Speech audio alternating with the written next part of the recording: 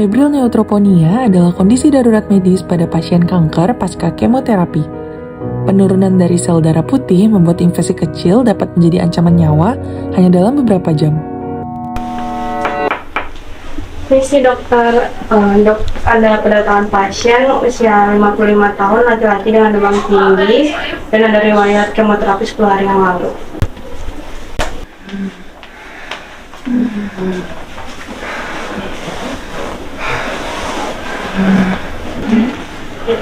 Ya, selamat pagi Pak, Bu.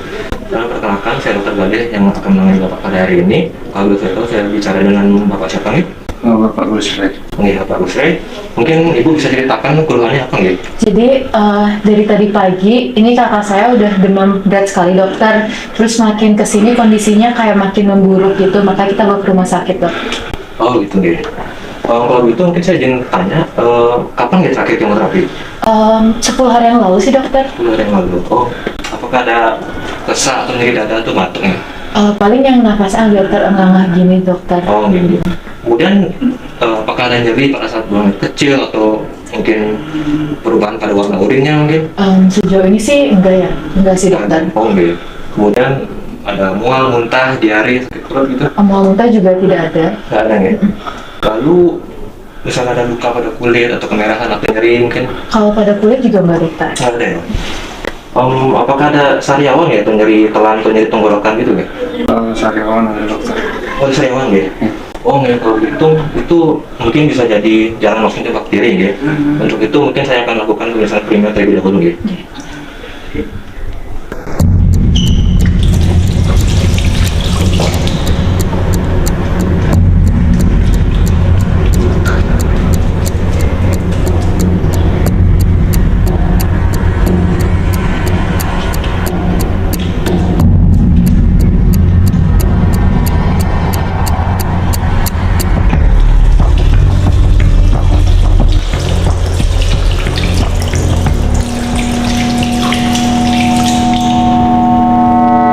Saya akan melakukan pemeriksaan primer terlebih dahulu ya Pak.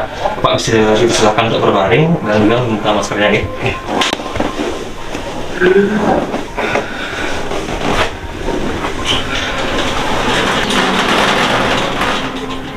Pak, saya akan melakukan pemeriksaan oximeter terlebih dahulu ya.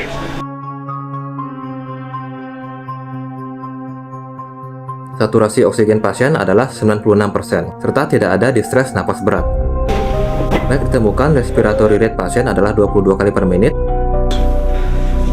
Baik, kemudian saya akan melakukan penilaian pada circulation, yakni dengan memeriksa tekanan darah.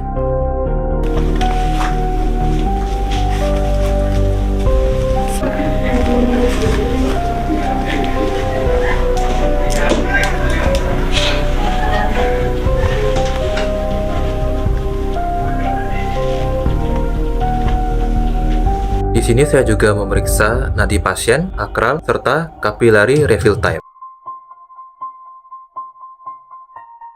Di sini nadi pasien cepat, tekanan darah borderline menyentuh angka tinggi, serta akral agak dingin. Baik, selanjutnya saya akan melakukan pengecekan disabilitas. Di sini saya akan melakukan pengecekan terhadap mata Bapak terlebih dahulu nggih menggunakan senter. Mohon izin nggih Pak. Di sini pasien kompos mentis dengan GCS 15. Akan dilanjutkan dengan pemeriksaan verbal.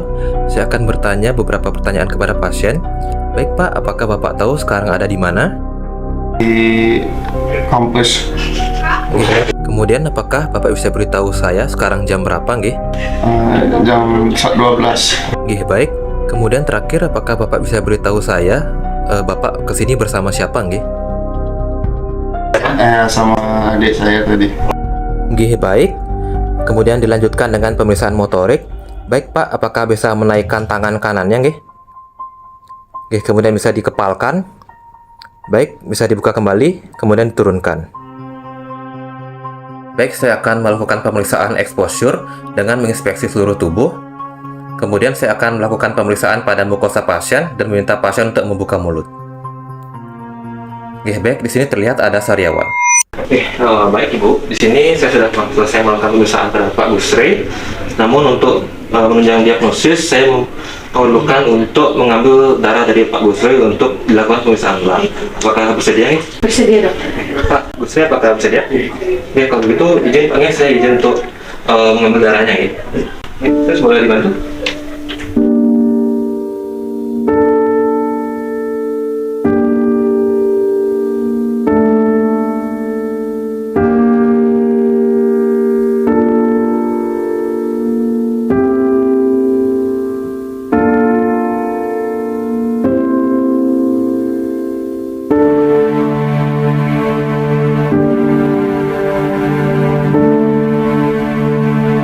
Pak, di sini untuk pemeriksaan primer dan juga pengambilan darah untuk dicek labnya sudah selesai nih Pak. Untuk itu sekarang mungkin saya akan berikan Bapak antibiotik beserta dengan cara infus karena Bapak memiliki riwayat kemoterapi dan juga di sini Bapak memiliki infeksi di bagian mukosa ya Pak, atau di bagian bibir Bapak. Yang mana sih saya khawatir akan terjadinya kemungkinan sepsis yang tinggi. Sebelumnya saya ingin bertanya Bapak apakah memiliki riwayat alergi obat nih? Tidak ada ya Pak. Ya, kalau begitu saya akan berikan antibiotik spektrum luas nih. Terus bisa tolong disiapkan untuk cara infusan juga antibiotiknya nih. Kenapa harus cepat? Setiap jam keterlambatan antibiotik pada sepsis neutropenia dapat meningkatkan risiko kematian secara signifikan. Kita tidak perlu menunggu hasil lab darah lengkap atau ANC untuk memulai terapi.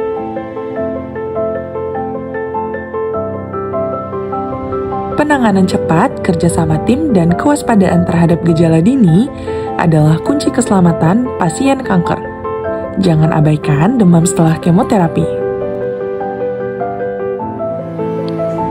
Baik, izin Bapak dan juga Ibu, di sini hasil lab sudah keluar. Saya akan memberikan hasil dan juga menginterpretasikannya sekarang. Jadi berdasarkan hasil lab yang didapatkan, pemeriksaannya di sini hasil neutrofil dari Bapak itu sangat rendah. Dikombinasikan dengan riwayat panas dan juga kemoterapinya.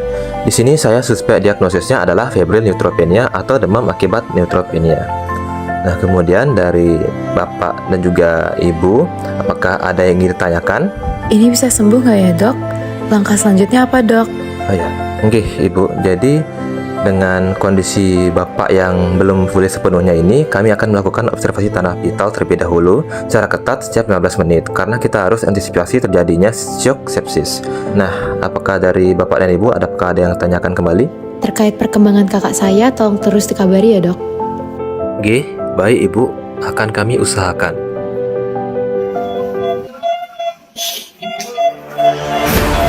Dokter, tolong dokter.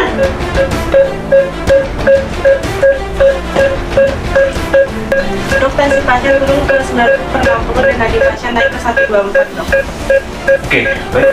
Kemungkinan ini pasien jatuh dalam kondisi sepsis. Nurse, tolong berikan cara infus tambahan, kemudian lakukan pengecekan lab untuk kadar laktat untuk konfirmasi diagnosis sepsis. Baik dokter.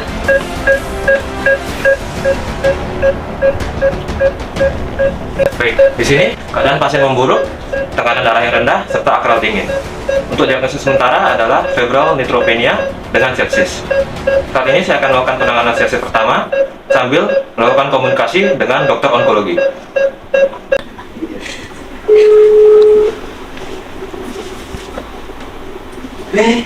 Halo dok, ini dokter Gali dari IGD. Barusan ada pasien kanker paru dengan riwayat kemoterapi 10 hari yang lalu. Baru saja mengalami febrile neutropenia dengan sepsis, namun sudah ditangani. Dalam hal ini, namun kemungkinan perlu penyesuaian lagi untuk terkait dengan dosis kemoterapinya.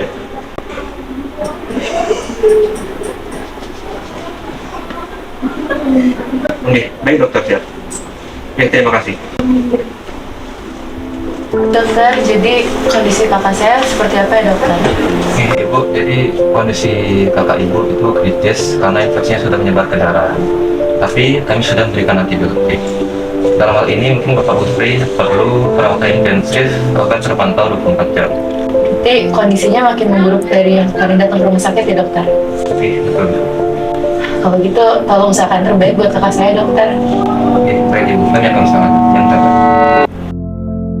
Febrile neutropenia adalah suatu kondisi ketika seseorang mengalami demam disertai dengan jumlah neutrofil yang rendah. Neutrofil itu sendiri adalah salah satu sel darah putih yang berperan penting dalam melawan infeksi. Kondisi ini sering terjadi setelah kemoterapi atau pada penyakit sumsum tulang. Dari segi etiologi, febrile neutropenia bisa disebabkan oleh infeksi mikroorganisme. Agen penyebabnya dapat berupa bakteri seperti Pseudomonas aeruginosa, E. coli, juga jamur seperti Candida albicans dan juga Aspergillus, serta virus seperti herpes simplex virus. Selanjutnya pada patofisiologi, jumlah neutrofil yang rendah menyebabkan pertahanan tubuh melemah. Ketika jumlah neutrofil turun hingga 1000 per mikroliter atau bahkan di bawah 500, itu menyebabkan tubuh menjadi rentan terhadap infeksi.